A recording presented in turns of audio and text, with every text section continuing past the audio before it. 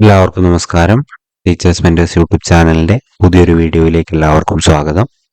ഇന്ന് ഞാൻ നിങ്ങളുടെ മുന്നിലെത്തിയിരിക്കുന്നത് 8ാം ക്ലാസ്സിലെ സോഷ്യൽ സയൻസ് ചാപ്റ്റർ 13 സാമൂഹ്യ സംഘങ്ങളും സാമൂഹ്യ നിയന്ത്രണവും എന്ന ചാപ്റ്ററുമായിട്ടാണ്. ഈ ഒരു 8ാം ക്ലാസ്സിലെ ഏറ്റവും അവസാനത്തെ ചാപ്റ്ററാണ്. വളരെ ചെറിയൊരു ചാപ്റ്ററാണ്. ഇത് കഴിഞ്ഞാൽ ഉടനെ നമ്മൾ 8ാം ക്ലാസ്സിലെ ബേസിക് സയൻസ് തുടങ്ങുന്നതായിരിക്കും.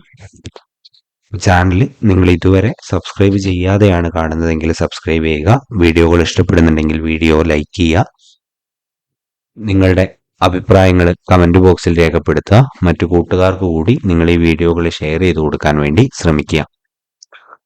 നമുക്ക് ഓരോരോ ചോദ്യങ്ങളായിട്ട് ഒട്ടും സമയം കളയാതെ തന്നെ നോക്കാം. വളരെ ലെങ്ത് കുറഞ്ഞിട്ടുള്ള ഒരു ചാപ്റ്ററാണ്.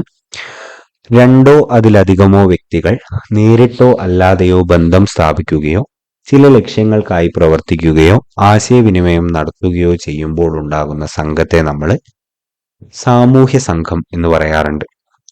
രണ്ടോ അതിലധികമോ വ്യക്തികൾ നേരിട്ടോ അല്ലാതെയോ ബന്ധം സ്ഥാപിക്കുകയോ ചില ലക്ഷ്യങ്ങൾക്കായി പ്രവർത്തിക്കുകയോ ആശയവിനിമയം നടത്തുകയോ ചെയ്യുമ്പോൾ ഉണ്ടാവുന്ന ഒരു സംഘത്തെ നമ്മൾ സാമൂഹ്യ സംഘം എന്ന് പറയും. വ്യത്യസ്ത ആളുകളുടെ കൂട്ടത്തെ അറിയപ്പെടുന്നത് സാമൂഹിക സഞ്ചയം എന്നാണ്. വ്യത്യസ്ത ആളുകളുടെ കൂട്ടത്തെ അറിയപ്പെടുന്നത് സാമൂഹിക സഞ്ചയം എന്നാണ്. സാമൂഹിക സഞ്ചയം അറിയപ്പെടുന്ന മറ്റൊരു പേരാണ് അർത്ഥസംഘങ്ങൾ അഥവാ ക്വാസി ഗ്രൂപ്പ്.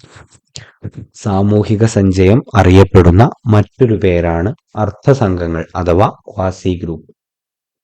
അംഗബലം, അംഗങ്ങളുടെ പരസ്പര ബന്ധം, പ്രവർത്തന മാർഗങ്ങൾ, നിർവഹണ ശ്രമങ്ങൾ തുടങ്ങിയവ അടിസ്ഥാനമാക്കി സാമൂഹ്യ സംഘങ്ങളെ രണ്ടായിട്ട് തരംതിരിച്ചിട്ടുണ്ട്.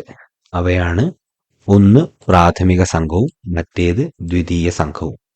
അംഗബലം, അംഗങ്ങളുടെ പരസ്പര ബന്ധം, പ്രവർത്തന മാർഗങ്ങൾ, നിർവഹണ ശ്രമങ്ങൾ തുടങ്ങിയവ അടിസ്ഥാനമാക്കിക്കൊണ്ട് സാമൂഹ്യ സംഘങ്ങളെ രണ്ടായി തരംതിരിച്ചിരിക്കുന്നു. അവയാണ് പ്രാഥമിക സംഘം, രണ്ടാമത്തത് ദ്വിതീയ സംഘം.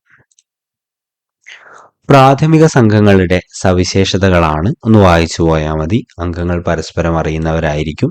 അംഗങ്ങൾക്കിടയിൽ ആത്മബന്ധം ഉണ്ടാവും. അംഗങ്ങൾക്കിടയിൽ നിരന്തരമായ ആശയവിനിമയങ്ങൾ ഉണ്ടാവും.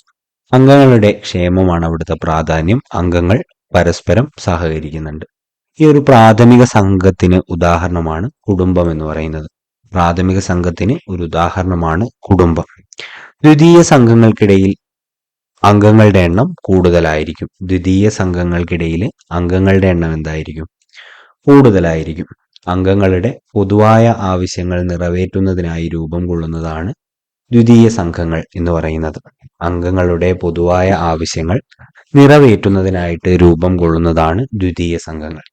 ഈ ഒരു ദ്വിതീയ സംഘങ്ങൾക്ക് ഉദാഹരണമാണ് ക്ലബ്ബ് എന്നുള്ളത്.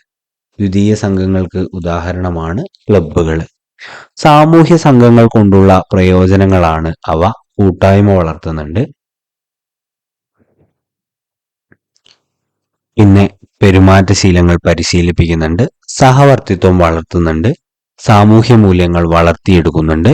പിന്നെ പരസ്പര സഹകരണം ഉറപ്പുവരുത്തുന്നുണ്ട്. സ്വസ്ഥപൂർണമായിട്ടുള്ള ചുറ്റുപാട് ഉറപ്പുവരുത്തുവാനും നിലനിർത്തുവാനുമായി ഓരോ സാമൂഹിക സംഘവും അംഗങ്ങളുടെ മേൽ ഏർപ്പെടുത്തുന്ന സമ്മർദ്ദങ്ങളെയും ഇടപെടലുകളെയും അറിയപ്പെടുന്നത് സാമൂഹ്യ നിയന്ത്രണം എന്നാണ്. സ്വസ്ഥപൂർണമായിട്ടുള്ള ചുറ്റുപാട് ഉറപ്പുവരുത്താൻ വേണ്ടിയും നിലനിർത്താനുമായിട്ട് ഓരോ സാമൂഹ്യ സംഘവും അംഗങ്ങളുടെ മേൽ ഏർപ്പെടുത്തുന്ന സമ്മർദ്ദങ്ങളെയും ഇടപെടലുകളെയും അറിയപ്പെടുന്നത് സാമൂഹ്യ നിയന്ത്രണം എന്നാണ്.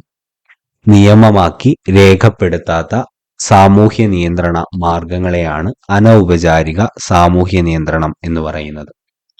നിയമമാക്കി രേഖപ്പെടുത്താത്ത സാമൂഹിക നിയന്ത്രണ മാർഗങ്ങളാണ് അനൗപചാരിക സാമൂഹ്യ നിയന്ത്രണം എന്ന് പറയുന്നത്.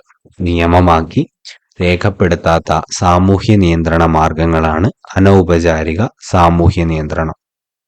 അനൗപചാരിക സാമൂഹിക നിയന്ത്രണങ്ങൾക്ക് ഉദാഹരണമാണ് സമപ്രായക്കാരുടെ സംഘം, മതം, കുടുംബം എന്നിവ. അനൗപചാരിക സാമൂഹ്യ നിയന്ത്രണങ്ങൾക്ക് ഉദാഹരണമാണ് കുടുംബം, മതം, സമപ്രായക്കാരുടെ സംഘം എന്നിവ. ആചാരങ്ങൾ, നാട്ടുനടപ്പ്, വിശ്വാസങ്ങൾ, പാരമ്പര്യങ്ങൾ തുടങ്ങിയവ ഉൾക്കൊള്ളുന്നത് അനൗപചാരിക സാമൂഹിക നിയന്ത്രണമാണ്. ആചാരങ്ങള്, നാട്ടുനടപ്പുകള്, വിശ്വാസങ്ങള്, പാരമ്പര്യങ്ങള് തുടങ്ങിയവ ഉൾക്കൊള്ളുന്നത് അനൗപചാരിക സാമൂഹിക നിയന്ത്രണമാണ്. നിയമമായി രേഖപ്പെടുത്തിയിട്ടുള്ള സാമൂഹിക നിയന്ത്രണ മാർഗങ്ങളെ ഔപചാരിക സാമൂഹ്യ നിയന്ത്രണം എന്ന് പറയുന്നു. നിയമമായി രേഖപ്പെടുത്തിയിട്ടുള്ള സാമൂഹ്യ നിയന്ത്രണ മാർഗങ്ങളെ ഔപചാരിക സാമൂഹ്യ നിയന്ത്രണം എന്നാണ് പറയാം. ഔപചാരികമായി സാമൂഹ്യ നിർവഹണം നടത്തുന്ന സ്ഥാപനങ്ങളാണ് പോലീസ്, ജയില്, പട്ടാളം, കോടതി തുടങ്ങിയവ. ശിക്ഷ നടപ്പിൽ വരുമ്പോൾ സർക്കാർ സ്ഥാപിച്ച ഔദ്യോഗിക സ്ഥാപനമാണ് ജയില്. ശിക്ഷ നടപ്പിൽ വരുത്താൻ വേണ്ടിയിട്ട് നമ്മുടെ സർക്കാർ സ്ഥാപിച്ചിട്ടുള്ള ഒരു ഔദ്യോഗിക സ്ഥാപനം ഏത് എന്ന് ചോദിച്ചിട്ടുണ്ടെങ്കിൽ അത് ജയിലാണ്.